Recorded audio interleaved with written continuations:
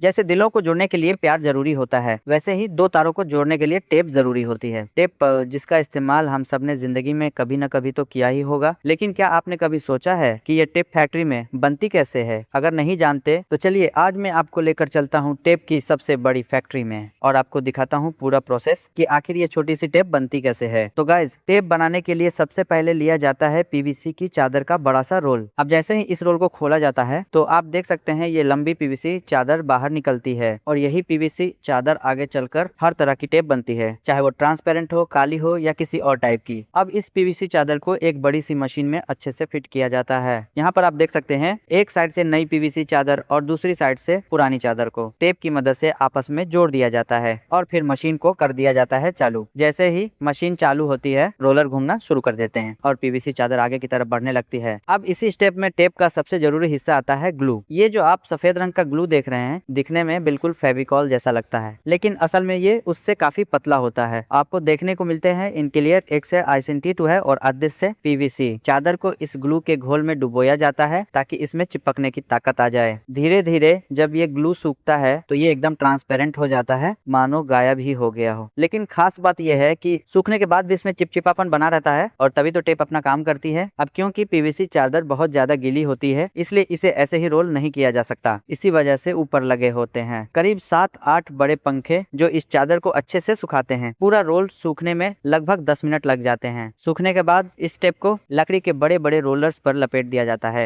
पुराना रोलर निकालकर नया रोलर मशीन में फिट किया जाता है और इसी तरह एक एक करके बड़े बड़े टेप के रोल तैयार हो जाते हैं। लेकिन गाइज, इतना बड़ा टेप का रोल कोई खरीदेगा नहीं, इसलिए अब बारी आती है कटाई की। इन बड़े रोल्स को उठाकर दूसरी मशीन में फिट किया जाता है, जहाँ ब्लेड वाली मशीन की मदद से इन्हें छोटे छोटे रोल्स में काटा जाता है। यही छोटे रोल्स होते हैं जो हम अपने घरों में या बिजली के काम में इस्तेमाल करते हैं। रोल कितना मोटा होगा, ये सब इसी मशीन से तय किया जाता है। कटाई के बाद सारे छोटे छोटे रोल एक एक करके क्रेट में रख दिए जाते हैं और फिर इन्हें ले जाया जाता है पैकिंग सेक्शन में। पैकिंग के लिए पहले प्लास्टिक की कवरिंग ली जाती है, उसके अंदर ब्रांडिंग का कार्ड डाला जाता है और फिर एक एक करके टेप के रोल उसमें फिट किए जाते हैं। इसके बाद मशीन से इन्हें अच्छे से सील किया जाता है और हमारी टेप की पैकिंग एकदम बढ़िया और मार्केट रेडी हो जाती है। अब ये टेप फैक्ट्री से निकलकर सीधे दुकानों तक भेज दी जाती है, जहाँ से हम सब इन्हें खरीदते हैं। तो बताइए गाइज, आपने कभी टेप का इस्तेमाल किया है या नहीं, और ये पूरा प्रोसेस आपको कैसा लगा? कमेंट करके जरूर बताना। मिलते हैं अगले वीडियो में। Take care, good bye.